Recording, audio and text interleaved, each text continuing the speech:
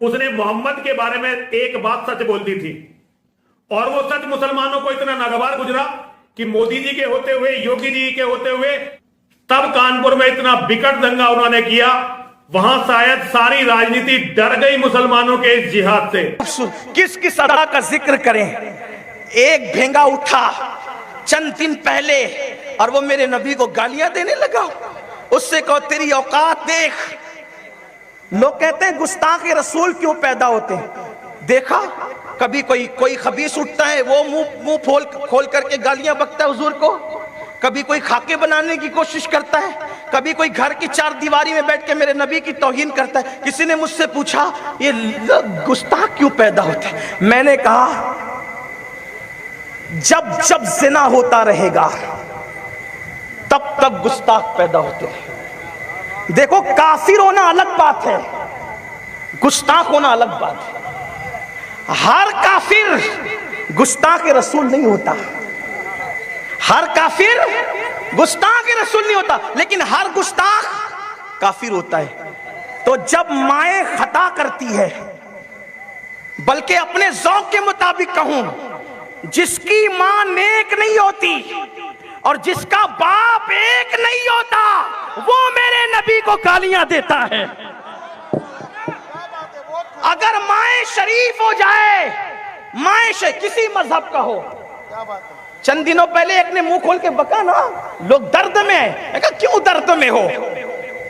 नुत्फे ना तहकीक है, गाली नहीं दे रहा हूं। हकीकत कुरान ने कहा ओ तुल्लिम बादा ज़ालिका ज़नीम, प्यारे जो तेरी बेअदबी कर रहा है वो बाप का बेटा ही नहीं है। तो अगर काफिर भी होगा लेकिन होगा बाप का बेटा, तो हुजूर की बेअदबी नहीं कर सकता। बेशुमार काफिर है, बेशुमार काफिर है, लेकिन कोई हुजूर की तौहीन नहीं करता। हर काफिर तौहीन नहीं करता। कौन मुंह खोलता है? माएं खता करती है तब। अब पता चला ये जो कमरों में बैठकर गालियां देते ना मेरे नबी को, ये नबी को गालियां नहीं देते, ये बताते हैं कि शजरा क्या है, ये बताते हैं औलाद किसकी है। वरना नबी की तौहीन कोई ऐसे थोड़ी करता है। काफिर भी होकर तौहीन। देखो फारूक आजम मुसलमान नहीं थे, मुसलमान नहीं थे पहले ना, कलमा नहीं पढ़ा था, लेकिन हुजूर की तौहीन भी नहीं की। हुजूर के मिशन के खिलाफ थे लेकिन तौहीन नहीं की। क्यों? इसलिए कि नसब सही हो, तौहीन नहीं होती। नसब सच्चा हो, तौहीन नहीं होती। तो बस आपसे कहना चाहता हूं परेशान नहीं होना, इसलिए कि नबी की तारीफ की तौफीक सबको नसीब नहीं होती। अपनी माओं को दुआएं दो। माँ बहुत एहतियात से गुजरी है, इसीलिए इश्क रसूल की दौलत नसीब हुई। अपनी माओं को दुआएं दो, बड़ी एहतियात से गुजरी है, बड़ी पाक दामनी से गुजरी है, इसीलिए नबी से वफा नसीब हुई है। वरना हर कोई नबी से वफा नहीं कर सकता।